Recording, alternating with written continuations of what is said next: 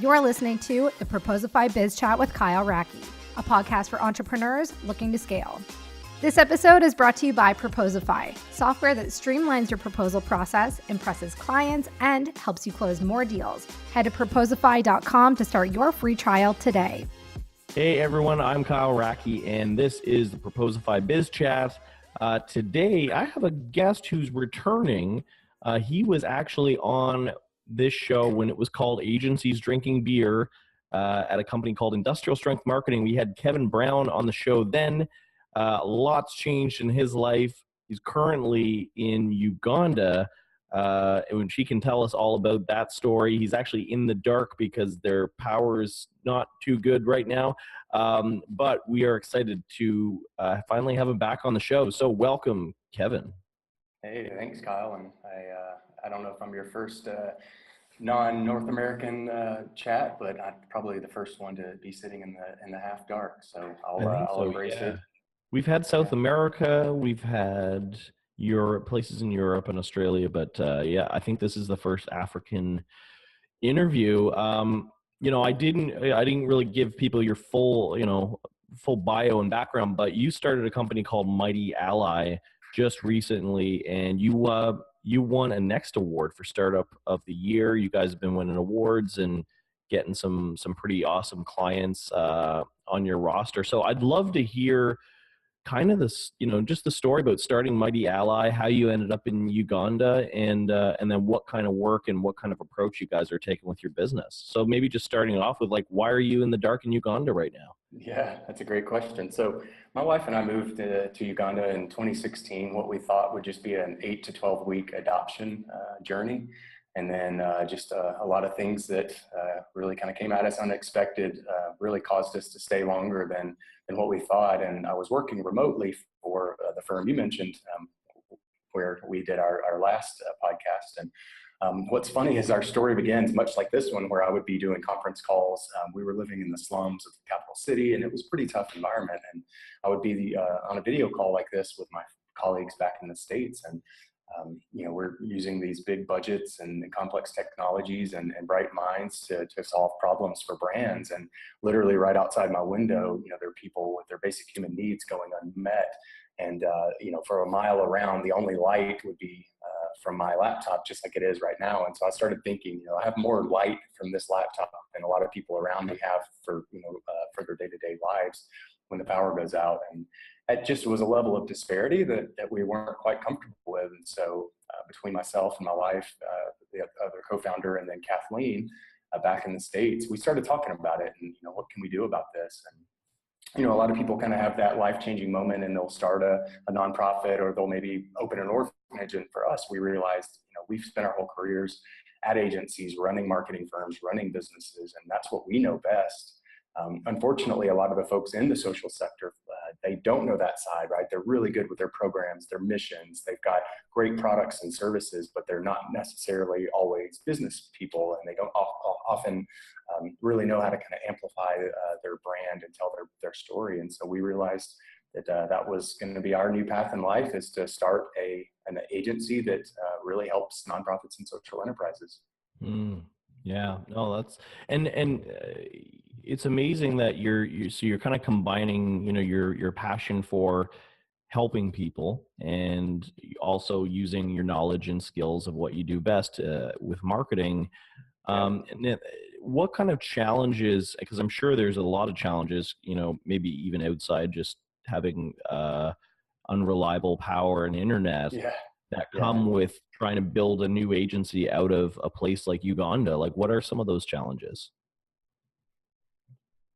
Yeah, that's a great question. So, what's interesting about our model is that we serve what we call underserved nonprofits and social enterprises. So, there's a stat, the top 2% of all nonprofits consume 98% of all resources, like budgets and volunteerism. And so we were really passionate about those front lines change makers, those nonprofits and social enterprises. They're often doing the world's most important work, and they know their programs and their missions, but they don't necessarily have the time, team, or tools to really grow their nonprofit businesses, and then also to just essentially be more sustainable. And so, that was a challenge. I joke that as a business idea, it's probably not the one that's going to be the most lucrative, but it's one that we really believe in. And so I would say challenge number one is just that we're serving an underserved population that oftentimes doesn't have the budget. And that's not that different than a lot of social innovation right now that's focusing on what they call, the base of the pyramid. And, there's this massive base of people that are, economically disadvantaged. But if you can figure out products and services to empower them, then you actually can figure out a financial model. So yeah, that was one of the challenges. And then, follow-up question to that is, it all makes sense. And I think that for a lot of people, when we're thinking about charities, there's a natural kind of distrust because there's good ones, there's bad ones. You read sometimes the salaries that some of the CEOs of very large nonprofits make, and they're treating it like a for-profit corporation sometimes. But then, of course, there's really good ones like what you mentioned, maybe some bigger ones. But how do you get around that? Because when you run an agency naturally, or any business, of course, you need customers who can afford to pay you enough money that you can run at a profit, because you're for profit, I assume. How do you get around a client who maybe is doing great work you can't do pro bono for everybody? How do you get around that lack of budget? Yeah, so the interesting part of our model is that we're actually what's considered a hybrid social enterprise. So we have a nonprofit side to our model and a for-profit side. And so it really allows us to do some unique things. Number one, we actually recruit other agencies to serve through us. Pro bono is hard. You've run businesses, and finding the right nonprofit, managing scopes, capacity's fleeting. One week you might have design time, the next week you don't. One week you might have development time, and so speaking the same language between agencies and the social sector is difficult. And so we found actually a lot of success with agencies basically saying, look, I'll be an ally through you so that we can serve, so that we can do amazing work, but we don't have to do the strategy and the account management and the project management. So that's one way we're able to serve this smaller population with smaller budgets. The other way is by being a nonprofit ourselves. We're raising money ourselves through foundations, through individual donors, and we're trying to really offset costs as much as we can. And we believe, no matter the size of an organization, they should pay something, right? Because if you don't pay a little bit of something, it's maybe not as respected as much as, pure charity. And it's a hand up, not a handout. So sometimes deed goes unpunished, right? Yeah. So here's your free marketing campaign. Oh, I don't like it. I want to change it. Yeah, right. And just responsiveness and things like that. If you're giving it away, that it just doesn't have the same perceived value. So yeah, between agencies donating time, between us raising our own money, and then them paying a little bit, that really allows us to offset costs quite a bit. And then there's a whole different piece to our model with brands that I'd love to speak about in a moment too. Yeah, absolutely. Well, I'd love to talk more about the company mission, because I know you had written some notes for the show that I had read through. And I think it's a great topic to talk about, which is that any company can be a change maker, and that employees, and especially younger employees, the millennials, are really looking for more meaning in their work beyond just purely making money.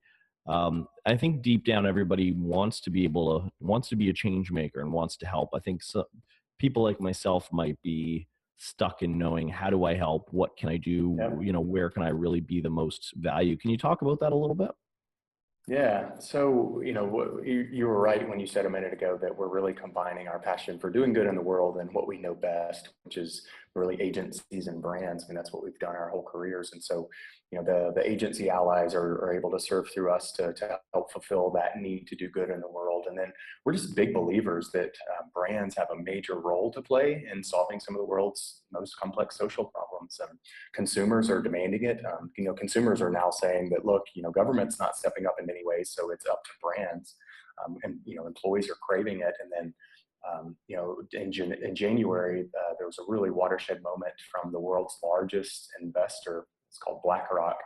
And the CEO, he writes an annual letter to his companies, and these are Wall Street companies. And he basically said, Society is demanding that both public and private companies serve a purpose, and every company in our portfolio must not only deliver financial performance, but also show how it makes a positive contribution to society. And when Larry Fink wrote this, there was just articles all over, and they said it was truly a watershed moment where Wall Street CEOs were realizing, okay, it's reached the boardroom, it's reached Wall Street. This isn't just Tom's Shoes having a cute model over there. This isn't just hippies demanding that businesses be better citizens. I mean, this is real stuff. And so that trend has continued really, and that was a peak of the trend. And we're just, we have a lot of other insights around this, but just truly believe that brands in the private sector just have a massive role to play. Mm-hmm.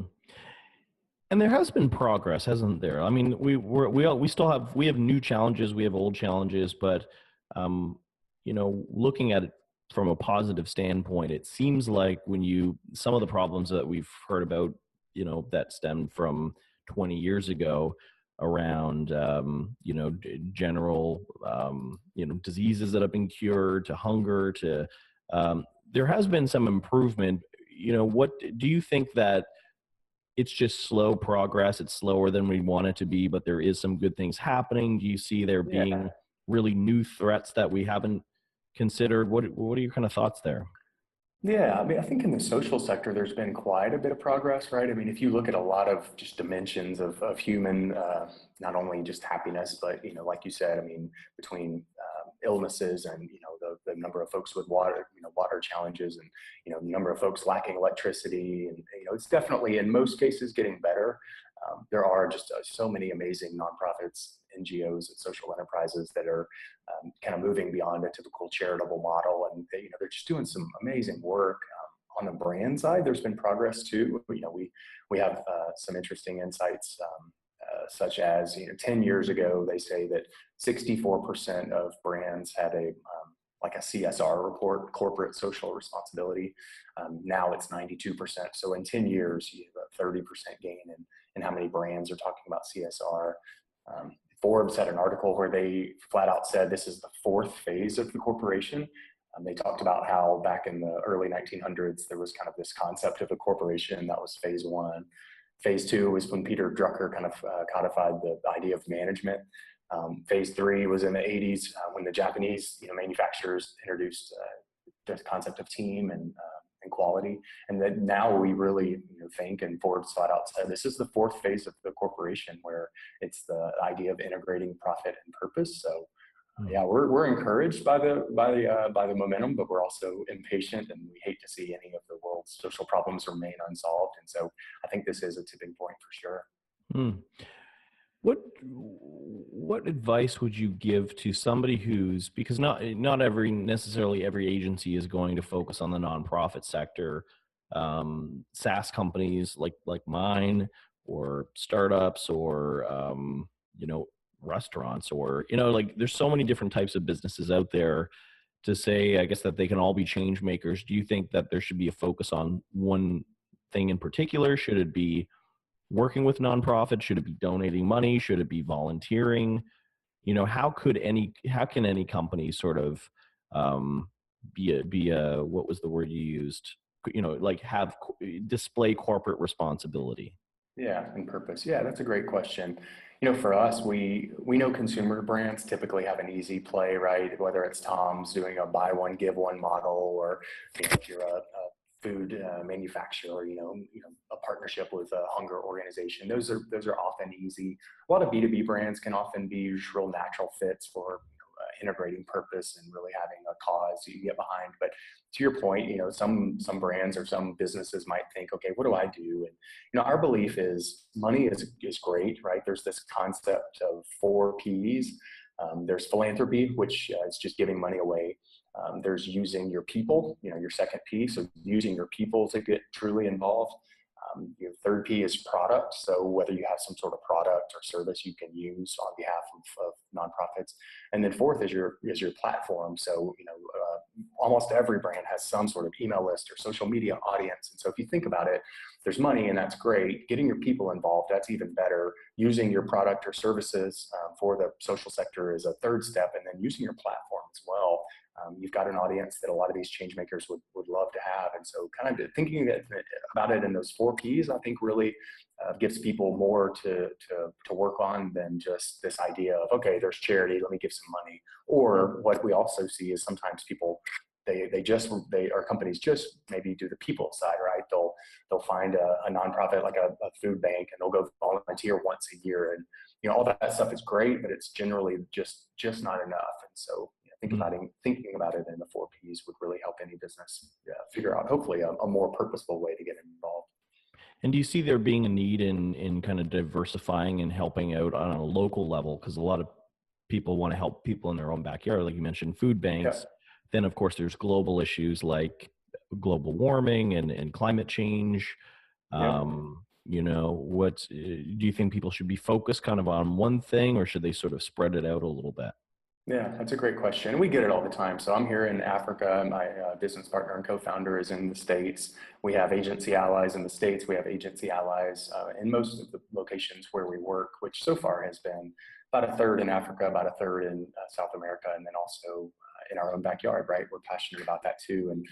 And we like to really say we focus on basic human needs, whether it's hunger, health, water, poverty, education, equality. Those are the factors that we care about. But the ultimate answer to your question is it's really whatever folks care about. We just urge them and hope that they get passionate behind something. And so whether that's the environment or animals or some of these basic human needs, I know I have a belief that if everyone is doing a little bit of something, then it's going to make the world a better place. There's a quote about all those little bits of good adding up and really changing the world. And I think that's our belief is, not everyone has to move to a developing country. Not everyone has to give away, 100% of profits and be a B Corp or whatever. But if everyone's doing a little bit of something that they care about, whether that's in their own backyard or in a developing country, that's going to be a big step forward from what we've seen in the past. And that's, a lot of companies just thinking about profits. And I think if we can move beyond that, then we're going to be in a much better place than we are today.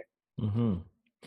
You wrote about this on your blog. So mightyally.org/blog/4 steps towards shared value. Link to this will be in the show notes. How to prime your company to find profit and purpose.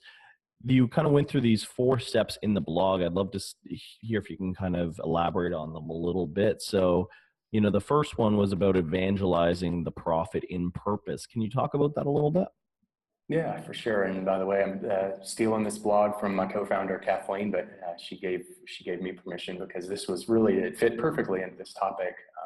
But yeah, there's this concept of creating shared value, and it's about moving beyond philanthropy and moving beyond just money. And how do you find that intersection of corporate needs, business assets, social opportunities, and really kind of finding an intersection of shared value. And so, yeah, step 1 is evangelizing the profit and purpose. And so that's all about changing the conversation instead of old school corporate responsibility.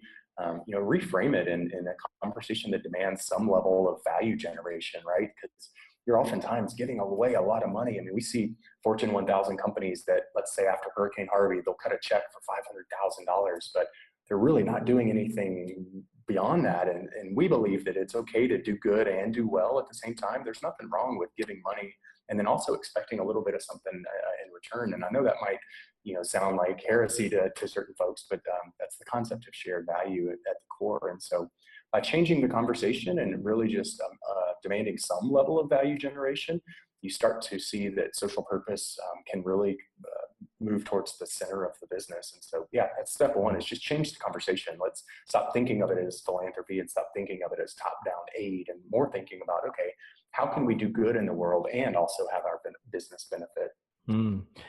There's probably challenges when you have to deal with boards of directors and venture capitalists who are typically all about capitalism and growth and using every dollar that they've invested into fueling the business and making it bigger.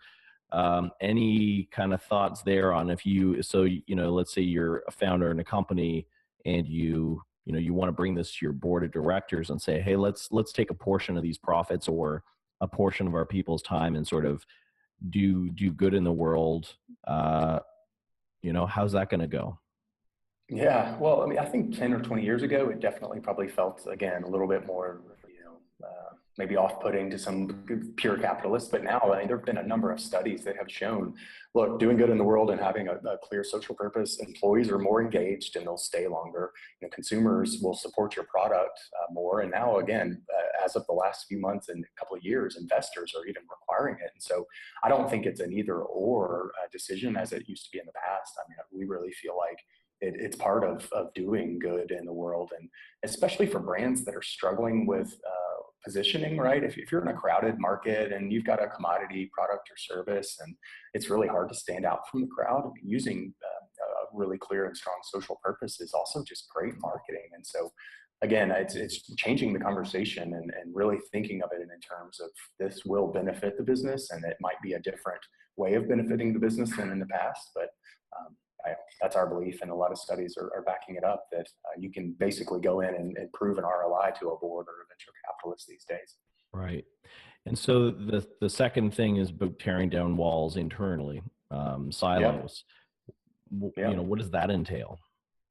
Yeah, so in the blog, Kathleen talks about cultivating corporate plasticity, right? So it's the ability to collaborate on a common objective and then kind of rapidly reconfigure regardless of the challenge. And the belief there is that a lot of times social good is just siloed. It's, you might have an HR person in one department that's thinking about employee engagement, and you might have its own CSR department somewhere that's cutting, and then you've got a marketing team that's trying to figure out how do we use these social programs for marketing benefit. And so, tear down these silos, really start thinking of social good at the boardroom level, and start thinking about how these different teams can come together and face these challenges, because that's, we've seen it over and over again at brands. We'll be working with one group within the company and we'll try to bring another group in, and they're just not interested in the corporate social good program. Because it's that's not a shame. coming down from the top. Yep. Unless it's coming from the top, right, you're going to have certain champions within the organization, and it's just not yet integrated in those companies. Right. So somebody's maybe taken it to the top, or if you are the founder in the company, then you have sold your board on it, sold your people on it. The next step is about seeking purpose and aligning the partners. So what is that all about? Yep. Yeah, so we talk about purpose to purpose alignment. So as a company either starts some sort of social purpose program or tries to reinvent it, we always say, assume that somebody out there has already been tackling the problems you care about, some sort of social organization, whether it's a nonprofit or social enterprise. Somebody has an intimate understanding. And so let's say it's to give you a real life example, a healthcare company we worked with focusing on the elder population.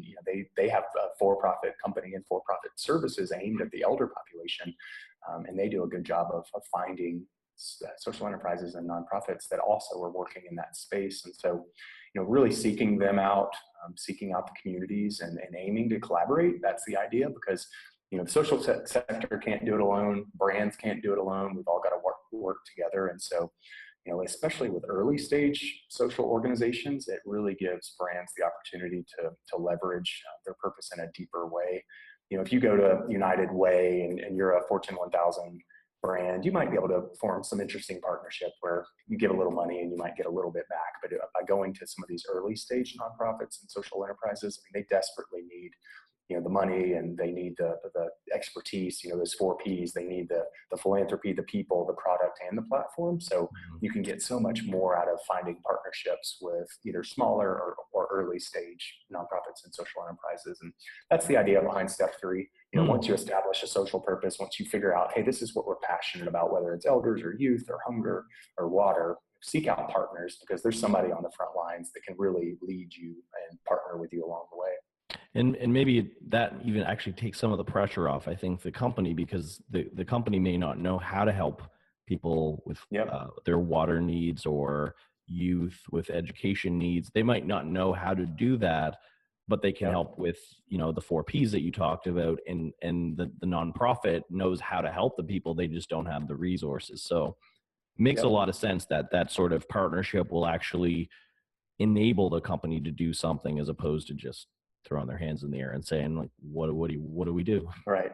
right? Or trying something and failing, because that's sadly something we talk about too. Is there have been really public examples of brands trying to get involved in complex social issues and it fails. Whether it's the Pepsi commercial or Starbucks had a thing about writing names on the cups, and there've been some brands that have kind of gotten out there. And I think sadly though, those brands were attempting a little bit more of a publicity stunt than they were really trying to affect social change around an issue. And so anytime that anytime your motivation is around publicity and advertising versus doing good in the world, it's gonna potentially come across as pretty pretty inauthentic to consumers. Mm-hmm. Yeah. You'd said that it's really good ROI because it's good. It's good marketing to do good, but there's sort of probably that fine line between how Yep. showboaty are you and how much are you making it all about yourself and trying to just pimp your own brand Yep. by doing good. Yep. The step 4 is about measuring impact and measuring how well, whatever it is you're doing, how you're helping, like, is it actually helping people? What's that process look like? Yeah, so when we talk about shared value, I mean, the name itself implies that you've got to measure it, right? You can't talk about value unless you measure it. And so, we believe in creating, KPIs, key performance indicators around everything you do with social good, whether it's the people or philanthropy or a platform or a product. We believe that there are some KPIs that must deliver actual value to the organization. And if you just try to measure your outcomes in good feelings or case studies or what we call vanity metrics, you're just going to keep your organization kind of in this mode of like I talked about, publicity stunts or top-down aid. And that's really just, it can help at times, but it can also hurt more than it helps. And so if you're really trying to create shared value, then you've got to create real metrics and hopefully get on the enterprise level scorecard and actually start talking about these budgets as real line items that deserve and demand some level of scrutiny for returning results for the organization. Mm-hmm. Well, I think that this discussion, and hopefully those listening to it or watching it, are it's given them that little bit of inspiration to kind of start thinking about shared value more and how they can align their company with nonprofits who are doing good in the world. I hope this has inspired people to kind of think a little bit more. I know it has for me myself. Mighty Ally is the company. Check out the blog post once again. It will be in the show notes. And Kevin, it was great having you back on the show. Thanks for being on it. Yeah, and thanks for having me in the dark. I'm here with my lantern from Africa, and it's kind of crazy, right? With technology, that I'm tethered to my phone, and my laptop has enough battery left to continue on. So it's kind of cool that we were able to do this despite the challenges. Very cool. Yeah, I appreciate you taking the time to be on and overcoming the logistical challenges of it all. So yeah, definitely people check out Mighty Ally. Kevin Brown, thanks again. Cool. Thank you, Kyle. Thanks for listening to the Proposify Biz Chat with Kyle Racky. For more episodes, check us out on YouTube, iTunes, SoundCloud, or Google Play. Click subscribe to get updated on the latest episodes, and be sure to rate and review.